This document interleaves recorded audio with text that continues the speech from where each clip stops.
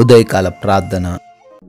అద్వితీయుడా, ఆరాధ్యనీయుడా, ఆలోచనకర్తవయున్న మా ప్రియ పరలోకపు తండ్రి, మీ యొక్క ప్రేమ కలిగిన శక్తి కలిగిన నామాన్ని బట్టి స్తుతులు చెల్లించుకుంటున్నాం, స్తోత్రాలు చెల్లించుకుంటున్నాము. ప్రభువా, గతించిన రాత్రి కాలమంతను కూడా మీ యొక్క రక్షణ మాకు దయచేశారు. మాకెన్నో రక్షణ వ్యవస్థలు ఉన్నప్పటికీ మేము సుఖముగా సేద తీరగలిగామంటే, ఈ ఉదయకాల సమయంలో సజీవులంగా నిలవబడగలిగినామంటే అది కేవలము కూడా మీ కృప మాత్రమే నాయన. ఈ రోజున తండ్రి, మీరు మా జీవితంలో అనుగ్రహించిన మరొక రోజును బట్టి మీకే కోట్లాది కోట్ల వందనాలు చెల్లించుకుంటున్నాము, స్తుతులు చెల్లించుకుంటున్నాము. సామెతల గ్రంథము 2వ అధ్యాయము 7వ వచనము, ఆయన యథార్థవంతులను వర్ధిల్లజేయును, యుక్త మార్గము తప్పక నడుచుకొని వారికి ఆయన కేడెముగా ఉన్నాడు. ఆమేన్. అవును తండ్రి, మీ మార్గంలో నడుస్తున్న వారెవరైనా ఈరోజు వర్ధిల్లుతారని, అభివృద్ధి చెందుతారని, వారు అనుకుంటున్న ప్రతి కార్యంలో వారికి విజయము వచ్చి తీరుతుందని సెలవిస్తున్నారు తండ్రి.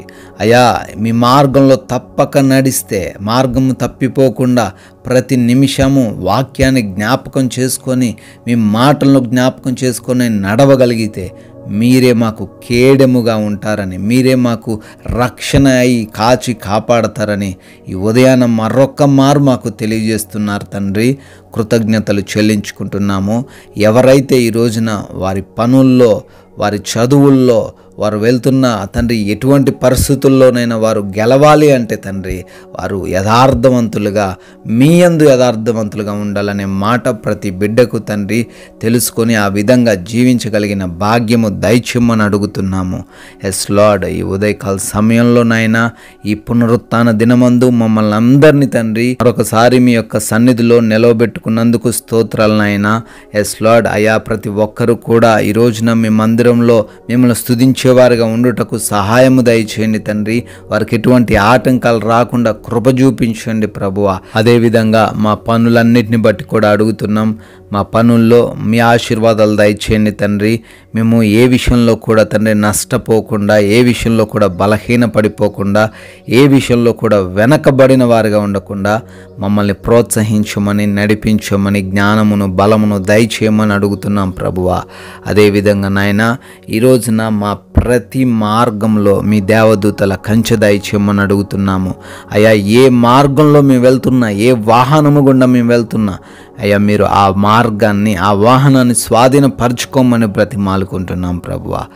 ప్రతి ఒక్కరికి క్షేమకరమైన ప్రయాణాలు దయచేయమని అడుగుతున్నాం తండ్రి. ఈ రోజున గృహాలలో ఒంటరిగా ఉంటున్న ప్రతి బిడ్డకును తండ్రి మీ కాపుదల దయచేయండి. ఏ దుష్టుడు వారిని ముట్టకుండా రక్షించండి.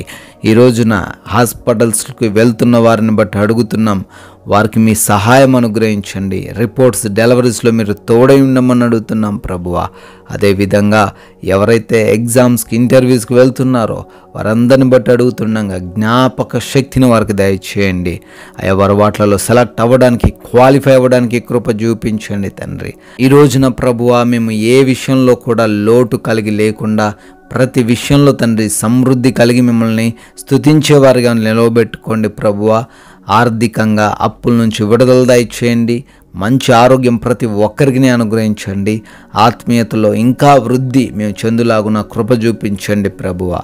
నాయన, ఈ రోజున మీ నామానికి అవిధేయంగా, ఆయాస్కరంగా ఉండకుండా మీ యొక్క పరిశుద్ధ నామాన్ని గణపరిచే కృప దయచేయండి తండ్రి. తోటి వారిని ప్రేమిస్తూ సహనము కలిగి జీవించే మనసు మాకు దయచేయండి. ప్రతి క్షణాన్ని వినియోగించుకునే వారిగా మమ్మల్ని నిలవబెట్టుకోండి తండ్రి.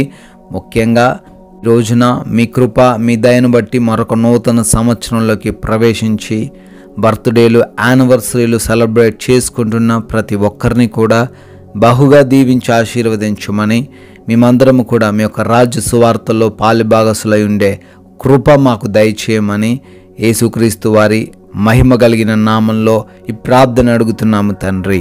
ఆమెన్.